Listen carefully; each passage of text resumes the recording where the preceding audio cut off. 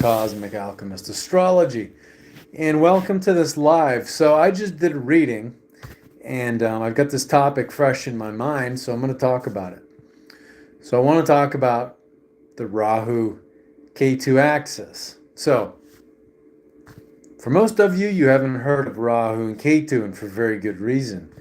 Rahu and Ketu are the Vedic names for the north and south nodes of the moon.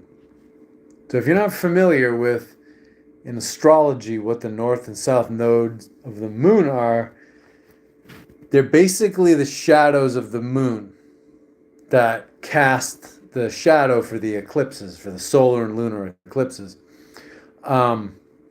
These are shadow planets. They're not physical planets. People can actually see them in altered states. I think they're like, 5-dimensional planets or whatever, higher dimensional planets. But it's been actually in the astronomical observatories in India, at the observatories in India, they've actually noticed that during the eclipse, something, basically like a plasma, something. Basically, a material will form over the sun and the moon. It's like a substance that forms and then evaporates. But for all intents and purposes, they're non-physical shadow planets. And so these nodes of the moon, these shadows of the moon in your birth chart, what they represent is your past life karma and your present life karma. So they're always in opposite signs. Now, another name for Ketu, the south node, is the dragon's tail, and another name for Rahu, the north node, is the dragon's head. So in all animals and all creatures, the tail excretes, the head takes things in, the head consumes things. So the south node, the Ketu, the dragon's tail, that's your past life karma. These are things you've already mastered and dealt with in past lives. Rahu, the north node, the present life, those are the karmas, the desires, and karma just means desire, doesn't mean punishment, doesn't mean reward or punishment, it's just desire. So that north node, Rahu, dragon's head, those are the desires for experience that brought your soul into your current physical incarnation. So it's basically your soul's destination. It's the space in the experience and the mastery that your soul wants to grow into. So that south node, the Ketu, the dragon's tail, that's where you have an extreme wealth of wisdom, knowledge, experience, all that stuff. So it's a lot of wisdom and knowledge and experience that you can draw upon to inform your decision making in life. But it's also a comfort zone. There's a researcher, Ernst Wilhelm, calls it the Ketu castle. So the castle is safe, comfy, and has every amenity in the world. But you can't stay there because you've already mastered it, and it's a comfort zone. If you spend too much time there, you actually get drained of potentially health, life force, money. Your whole life will just come apart if you spend too much time in your comfort zone. So, what you have to do is you have to go explore the Rahu jungle where your north node, your dragon's head is. So Rahu, the north node, the dragon's head, it's where we are most immature. It's where we have the least experience. And it's a wilderness, it's a jungle, it's what we're supposed to be learning about. So life will always push us towards learning more about whatever that is. And you know what it is based on the sign, the planets that may be near it, and the lunar mansion that north node or Rahu or dragon's head is in.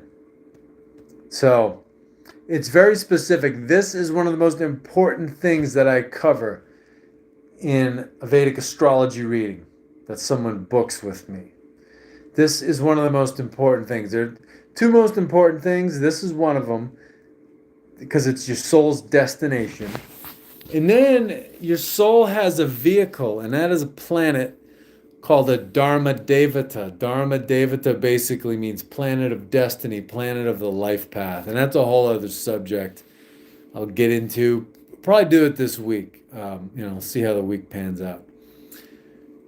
So your destination and a vehicle takes you to that destination. So this karmic axis, this placement of Rahu, that is your soul's destination. It's where it wants to go. It's what it desires most. The Ketu, the south node, the dragon's tail, which you're moving away from, that's the counterpoint to your dragon's head, to your north node, to your Rahu. Because everything in our world, it exists in relation to something else. So it's like things have their own intrinsic meaning, but they take on more meaning when they have a complementary sort of opposite. So they serve as this for each other. This is the path of your growth. So it's the path of the Kundalini. So Kundalini in pop yoga has often been made out to be it's another amusement. It's another opportunity for sensory overload. And people try to force the Kundalini to rise.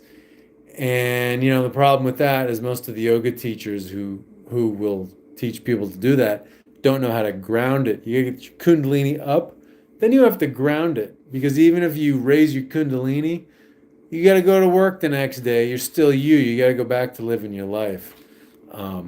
You don't turn into some magical immortal who has no material needs and, who basically just lives on air and meditates 23 hours a day. So, yeah, Kundalini is not an amusement, logical, and emotional maturity.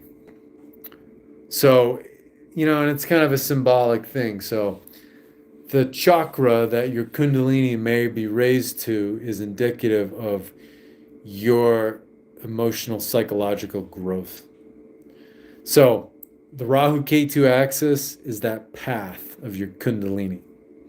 So, in Kundalini, it's a fluidic, kind of a fiery, serpentine energy. And it's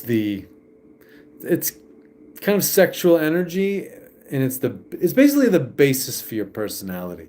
I'm sure all kinds of experts, could potentially, tear my ass apart about that definition. May come up in the comments section, but oh well. If you're that critical, go start your own channel and come up with this shit on the fly. Because if you're gonna get that worked up, you're just a frustrated teacher anyway. Who needs to be teaching?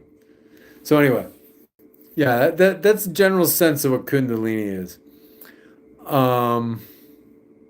Yeah, so this axis, it's the axis of your growth. So it tells you where have you been in past lives, where are you going in this life. So this is one of the most important things in a reading. So it's like, we go over your ascendant, we go over your moon sign, your sun sign, your planet of karma. That's a concept from Vedic astrology. And I do read Vedic astrology. I also like tropical astrology, Western astrology, but I like to focus more on Vedic, which is it's a sidereal system. Sidereal means visible sky astrology.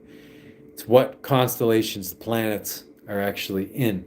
Western tropical astrology, very good system, but it's disconnected from the visible sky. Where that system says the planets are have nothing to do with their visible physical location. I think tropical astrology explains the appearance of things, how things in the world looks and how people look. But then sidereal astrology, the visible sky astrology, like Vedic astrology, that explains the essence of things, the soul of things, the underlying energy. So that's why I like it more. But honestly, neither one is better than the other. And that's a giant new age spiritual community pissing contest is what zodiac, what system of astrology is better, sidereal or tropical, Western or Vedic. Neither one's better. And if you watch, my monthly videos and, the astrology videos I do, I actually talk about both zodiacs because I think you need to look at both because of the state of consciousness we're in. Because, we have like the narrative and then we have the real world that's going on behind the narrative. So I think tropical, it explains the narrative a lot better, and then the sidereal, the visible, the Vedic explains like what's going on behind the scenes better. So neither's better than the other. They help you take two different looks at the same things. So yeah, important things that I cover along with that planet of destiny. Stay tuned for that video. So if any of this intrigues you, if you are curious about this, you can go to my website, which I'll put in the description, and you can book a reading with me. This is an astrology reading is a really valuable, powerful investment that you can make in yourself because it raises your level of awareness. Astrology, it can be very entertaining. The astrologer gets on a roll and they make you laugh. They talk about some amazing things, but really at the end of the day, it's supposed to be practical. I love practical things, practical meditation methods, and I love practical spirituality. So to me, astrology has to be practical. You have to be able to use it. So it helps you to gain very practical awareness of important things in your life. Another practical thing too is when you do one of these readings, I actually build you a ritual and a meditation. So I give you a mantra. Mantra is actually for this Dharma Devata, for this planet of destiny, which I have to calculate when I do the reading. And then there's a ritual about what direction you face when you say the mantra for that given planet. And the direction you face has to deal with what sign, what sun sign that planet of destiny happens to land in. And there are things you can put on your altar space. That's for a whole other video. But yeah, this is a very interesting topic. This Rahu-Ketu axis, this karmic axis. It's your soul's journey. It's where have you been and where does your soul want to go? And if you can give that to your soul, you can die happy and your soul can move on and you don't have to reincarnate to pursue it all over again because you missed your boat. So, and not to scare people. I don't say that to scare people, but I personally want to make the most of my incarnation. Get the most work done that I possibly can.